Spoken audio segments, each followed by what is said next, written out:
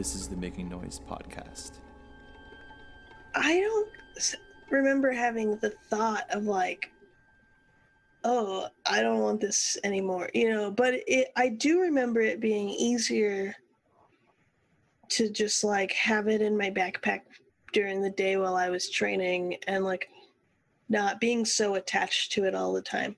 I have since gone right back into my daily 21st century phone in my hand all the time. But like at first, it was like, cool, I just got my phone in my backpack and I'll pull it out if I need it, and it wasn't really an issue.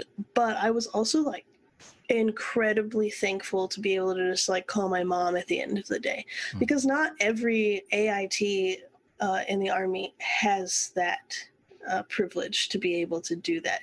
And as a soldier in training, that is something that literally is a privilege. So had anyone done anything like not responsible, that's something that very easily could have been taken from us. So I think that the Army does this incredible job of like one, teaching responsibility as a group, and teaching you to work as a team, and like if specialist whatever messes up, like I mess up, so we got to keep each other accountable. So there were a lot of conversations within us, like that as a group. It'd be like, like we saw you on your phone a lot in the practice room, and like if someone walks by, they're gonna get us, and like we're all gonna lose our phones. And so like those conversations happened a lot, and we had a really awesome, in my AIT class, we had like 60 of us total, and it's a mix of people that are going into the active duty military, which is what I do, into the National Guard. So each state has their own National Guard band, and then there are a few reserve bands. So there's this mixture of people at AIT. Most of the people going into the active duty sector are people who have bachelor's or master's, and closer to my age, anywhere from like, actually some of them were maybe 22, 23, 24. But most of the National Guard soldiers were just out of high school or like in their freshman, sophomore years of college, and doing the National Guard thing to help them pay for college, which I think is an incredible. I wish I would have known about that before I went to college, because like they're not paying a cent, they're making money, and they're getting to do like a really cool job while they're in college. It's a super cool thing, and I really wish I would have known about it. But there's this whole mixture of people, so like getting, like me as a 29-year-old to get this, 18-year-old kid who's like grown up completely differently than I have, and is from a completely different part of the country, to come together and like be a team and have these same goals is like it was awesome. And we had this really great group. I know sometimes the dynamics don't always work, but my class had this just really great rapport with each other, and we worked really hard together, and it was a super special time. It was really exciting. That's so interesting. I love, one of the things that I'm so curious about, and I'm really, you're getting into it right now, is I've heard a bunch, what's his name? Jocko Willings or Jocko Wilkins or something? Ah. He has this podcast, and he's like an ex-Navy SEAL or something. I don't know. But he's like one of those dudes that wakes up at like 4 a.m. and works out right away. And like he has his whole day like planned out and everything. Yeah, like real routine. Yeah. And he talks a lot of, like, I've heard maybe 2 or 3 of his podcasts, but in each one he talks about how in the Army or military or Navy, whatever it is, there's a lot of like camaraderie. And like he uses the terms a lot, like my brothers and sisters, Mm-hmm. like brothers in arms is like a common one. So that's even like, I'm in the Army, but like I know someone in the Marine band, like we're brothers and sisters in arms, because we're both in the military, we're just in different branches. But yeah, so that's super common. So could you maybe talk a little bit to that about like your experience or understanding of it, and like where you are right now, and does that manifest in your daily, like what you do for your job and stuff? Or yeah, absolutely. It's super interesting. So when you're in basic training and you're you're learning these things and like starting to become like the army as soldiers together, a lot of the conversation surrounding that is like, you could be in combat next to this person someday. And that's the point of it, honestly, is like, if you there's at, and this isn't me like promoting anything, but like, if you're thinking about like, we're sending these 6 people to go complete a mission in a war, like, you want them to be, whether they like each other or not, to be able to work as a team and complete that mission, because you want all 6 of them to come back alive.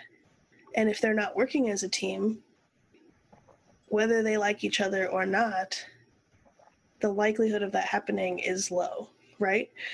And so like in basic training, the conversation really surrounds combat, because that's what as a soldier, like, that's in my soldier's creed, like, that's what we are as soldiers. But on the base level of it, like, just back home, and I haven't been to combat, but and I don't imagine I ever will, but even if I just deploy, I could be in dangerous areas, since we were always looking out for each other that way, making sure that we're safe all the time. But just within my job on a day-to-day, this is a situation that's happening like literally right now as you and I are talking. I have a mission on Monday morning with my woodwind quintet.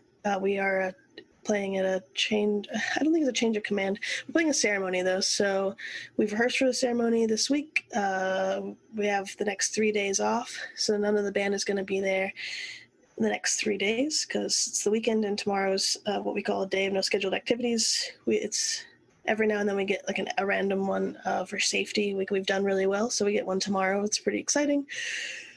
So we got a text message today that was like, hey, this mission is actually outdoors.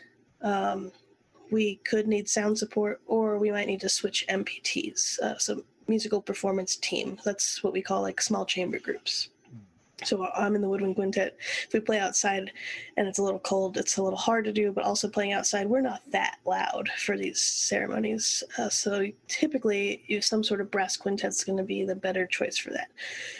So we could have just been like, oh yeah, we're not going to do it, like, let the brass quintet figure it out, even though we're not going to be at work tomorrow, and then it's the weekend and this mission's Monday morning. But you're like looking out for your battle buddies, like, we're not going to do that to them and put them under this strain. Like, we're just going to figure it out, adapt and overcome. So we're just figuring it out. So like, it's it can be applied to any situation. So at the most intense situation, we're in combat, and this is my battle buddy, and I don't care who this is, we're wearing this uniform, I got your back, let's go. Or as simple as, no, I'm not going to make some other ensemble like figure out how to do a mission in 3 days when we're not at work for the next 3 days. That I legitimately love that. I love that whole like how do you say that? We're doing this thing like as a unit for the unit, like unit being everyone who's a part of what we do. And you're saying like the brass quintet, and I'm including them in that, like, so by making the conscious decision that we're not going to pass this off to them, because then it makes their jobs a little bit harder, which then in turn could make you then look like a jerk, like, and so like shouldering the responsibility like for the whole team in a way. And 100%. It makes so much sense when you're talking about having to go into combat and stuff, like like that you're trained in a way that you look out for each other, and regardless of what the reason is or anything, like what better reason to like have that camaraderie, or what more important reason to have camaraderie than when you're going into an instance of battle, right, like just knowing that this is the goal we have to hit, everything else doesn't matter, we have to do this, and whatever we need to do to get there, like to make sure that as a team we can do it, that's what we have to do. Yeah, so the Army is completely mission oriented. I mean, everything we do is like literally a performance is now called a mission in my life. So, you know, back in my master's, you'd be like, oh, I'm so super excited for this show. Like, oh yeah, I'm playing this show. I got this performance. I'm playing this recital. Like now I'm like, yeah, I got a mission on Monday, you know, and then I forget, like when I'm talking to you guys, I'm like, oh yeah, I got a mission this, and then you're just like, what? Dude, what's a mission? Like, oh yeah, I'm playing with my woodwind quintet, you know? Yeah. You get into this lingo, you're like, yeah, the MPT. Oh, wait, hold on, they don't know what that is. Musical performance team, it's a small chamber group, you know, like, but we're completely mission oriented. That's one of my favorite things about the Army, and like, and especially as a musician in the Army, I'm just like, I've always been this way, and now it's like my job, so it's super cool. But I always am like, all right, here's my goal. Now I got to make a list how to get to this goal. So like that's just how it works in my job now. So I'm just like thriving in that. So I'm just like, here's the mission. Here are the things we need to do this mission. Let's go do it. You know, like here are the people I need. Or if someone else is planning this some sort of mission, then there's like, here's your role on that mission. I'm like, yeah, let's do it. You know, like I'm in. So it's super. I thrive in that environment. So I love that part.